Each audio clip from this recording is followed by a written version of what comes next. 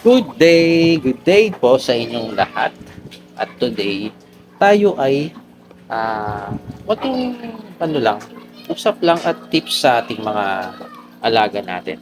So, nakarang araw kasi, nagkaroon tayo ng parang ammonia sa ating isda. So, pag-usapan natin ngayon para maiwasan yon at paano mag-prevent ng positive bacteria sa inyong mga tanks. Ah, Dito tuturo natin yung mga simple tips na pwede nyo matutunan na parang pwede nyong i-apply sa inyong mga aquarium tanks or kung nakisimula ka pa lang, syempre mas better yun na malaman mo to, no?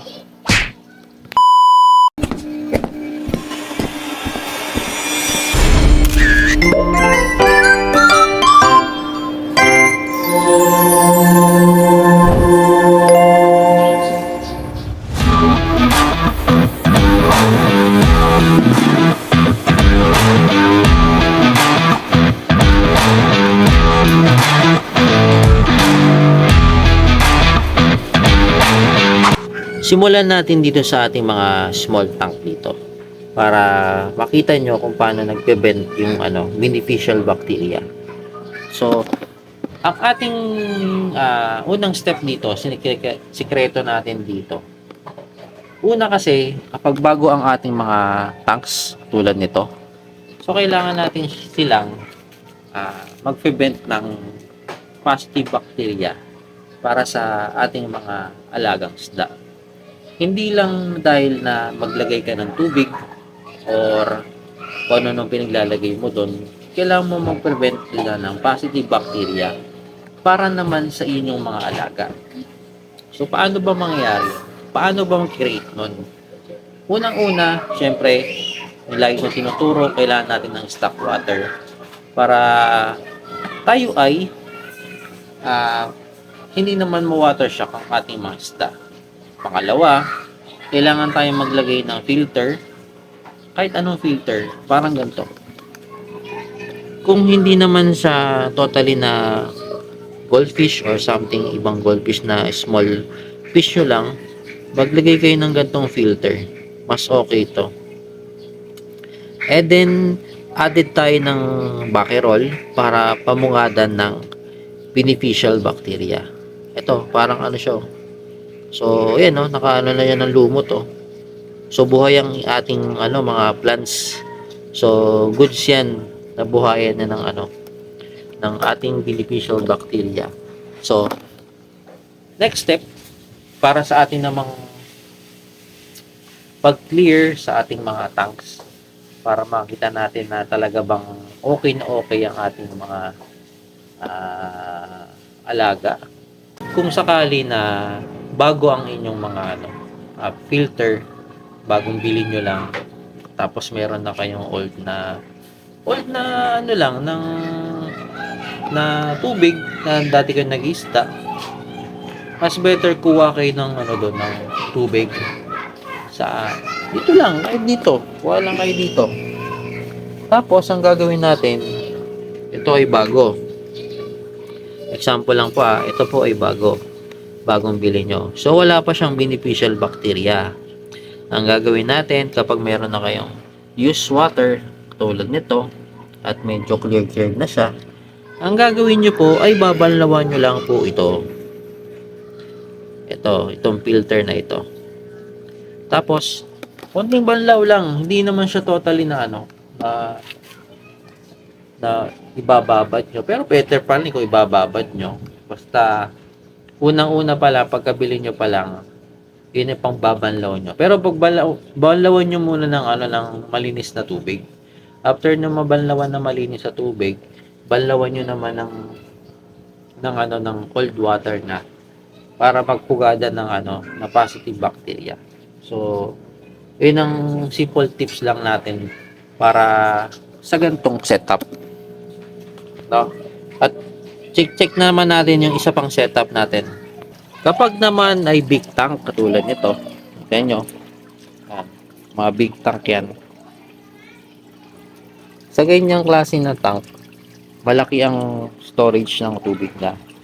So, expected na natin na kailangan pa rin maglagay tayo ng mga filtration na dapat malaki din para ma makuha niya ito lahat dito. Kasi kapag kulang ang filter, kapag kulang po ang filter, mahihirapan i-filter ng gantong kalaking 100 gallons. Kasi sample kasi ito 100 gallons kasi ito mga bossing, ma'am and sir. Kapag itong 100 gallons, medyo malaki-laki ang ipifilter niya. So, ang gamit natin dito na pump, itong pump natin ay 25 watts. 25 watts po yan.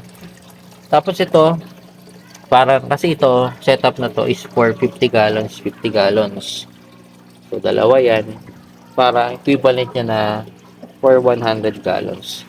Ganito lang yung ating setup for DIY para masustain niya yung clearness nitong ating tubig. So, ngayon, pag-usapan natin ngayon.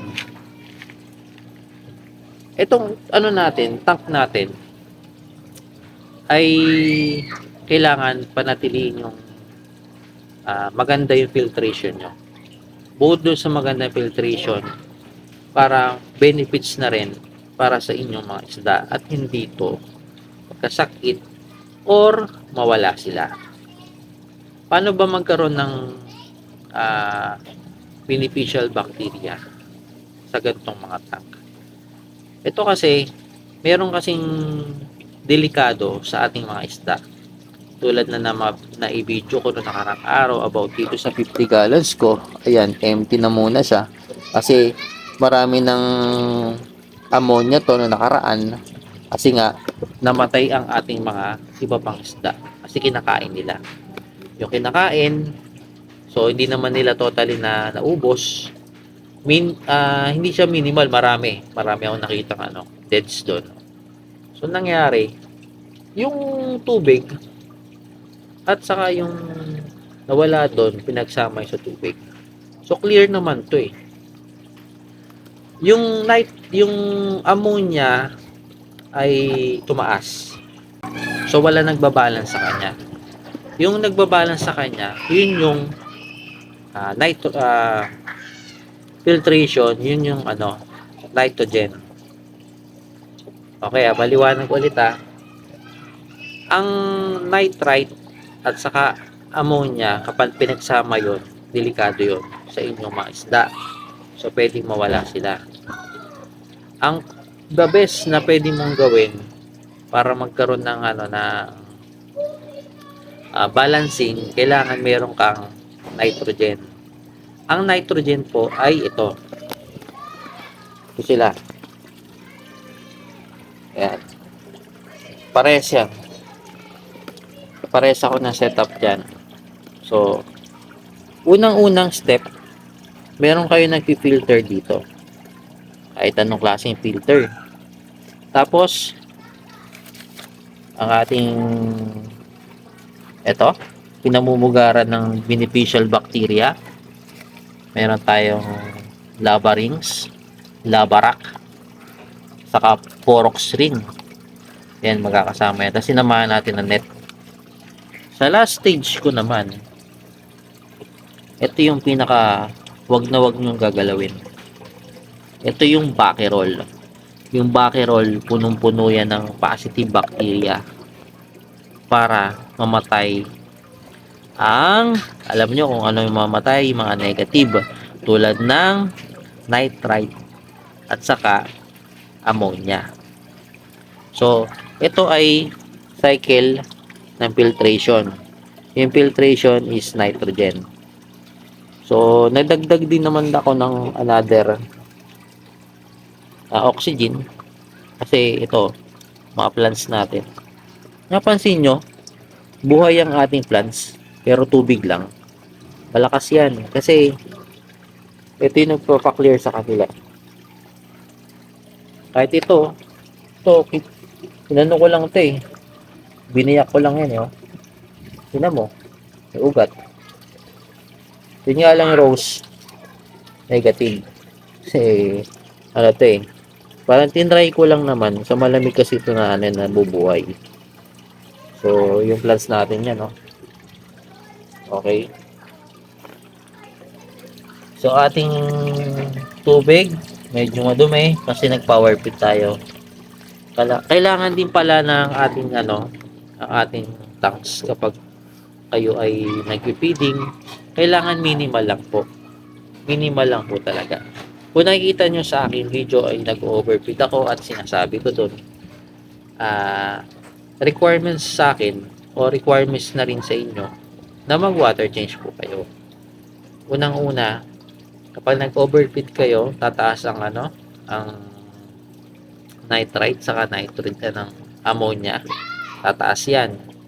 At syempre, halo sa tubig nyo. Mahirapan yung filtration nyo na i-cycle sa yung ito. Mahirapan yan. So, makikita nyo na lang, hindi na balance yan. At yung tubig nyo, at medyo malabo-labo na. Tulad nito, malabo na. So, mas the best pa rin kung kayo, mag-invest kayo ng test kit at para makita nyo yung quality ng tubig nyo kung maganda ba. So, sa ating mga ano,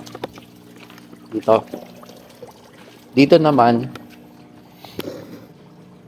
may beneficial bacteria rin ako dito. Kaso kakaunti. Ito lang. Saka ito. So, nakita nyo na ganyan.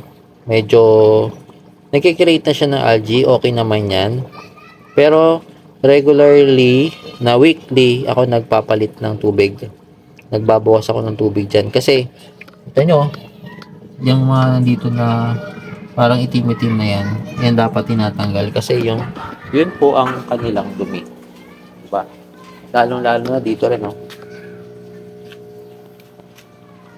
Pakita ko sa inyo. Ayan, no? Pinag-ipunan ng dumi. Pero clear siya.